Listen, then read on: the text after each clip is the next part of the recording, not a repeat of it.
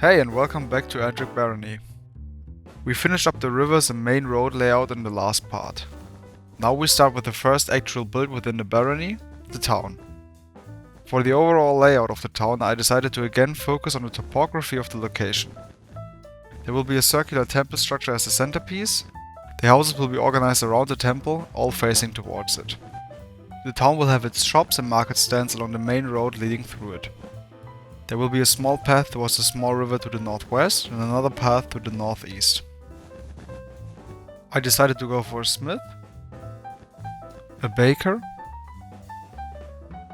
a tavern, and a tailor for its local industry.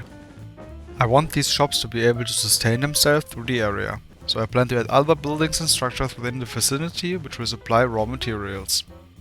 This is a good way to make a barony feel more alive and believable. As you can see, I started with laying out the outlines of the buildings. I use different colors of wool for different buildings, but there's no real color code for them when it comes to villages. Different colors help me differentiate between different buildings more easily. I again use brown wool to mark roads and paths. I go for green wool to make small adjustments to terrain, to be able to change it later on without forgetting how it looked before. The green wool will be changed to dirt very soon though. My next step is to find out the height of the structures by building up the wool to enclose the intended volume. I also make space for the windows and doors in this stage. The town slowly starts to take shape already. After getting the volume of the structures right, I place a brown wool placeholder for the roads.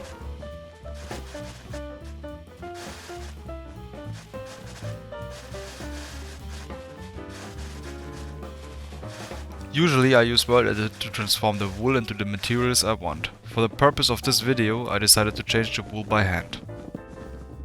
For the block palette I decided on basic stone with some variation like cobblestone, stone bricks and andesite.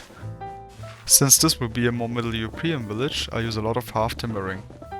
I get the intended look by using stripped logs, planks and signs of the same wood type within one building.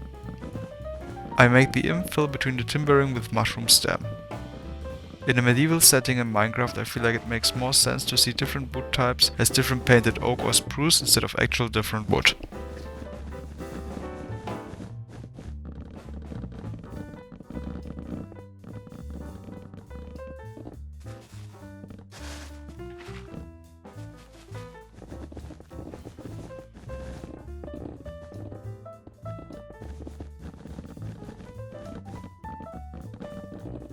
I use normal and smooth sandstone for thatch roofs since there isn't really a good looking alternative in Minecraft.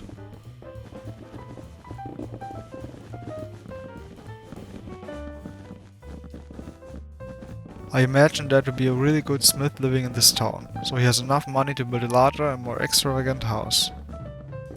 He has his work area in a roofed area behind his house. Next up is the bakery. I will give this one an interior. On the ground floor is the actual bakery with a large oven and a workspace. The daylight sensors are large boxes with eggs. The upper floor will be the living area.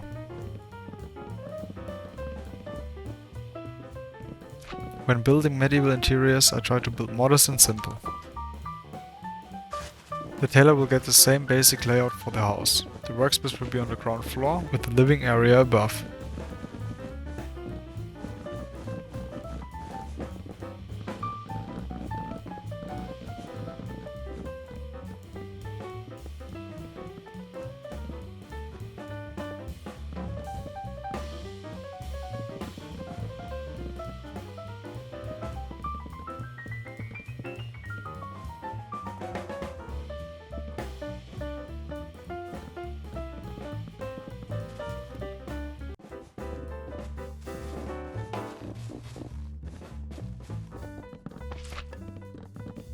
The tavern will welcome its visitors on the ground floor. The first floor will have a simple guest room and a private room for the owner.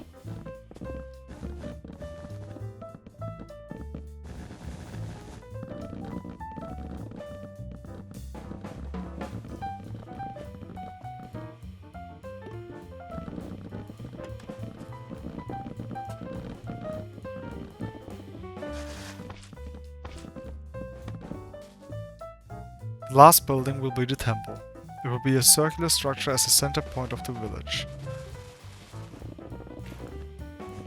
For this build, I decided to go away from Christianity as a religion of my temple and use a fictitious religion from a fantasy world.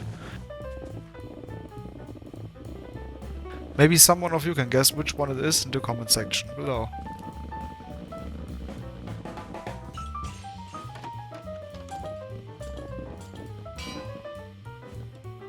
Now that all buildings are in place, it's time to decorate some more.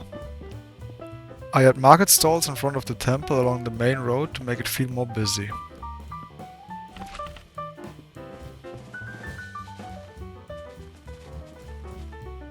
After that, I start placing plants, bushes and trees around the village.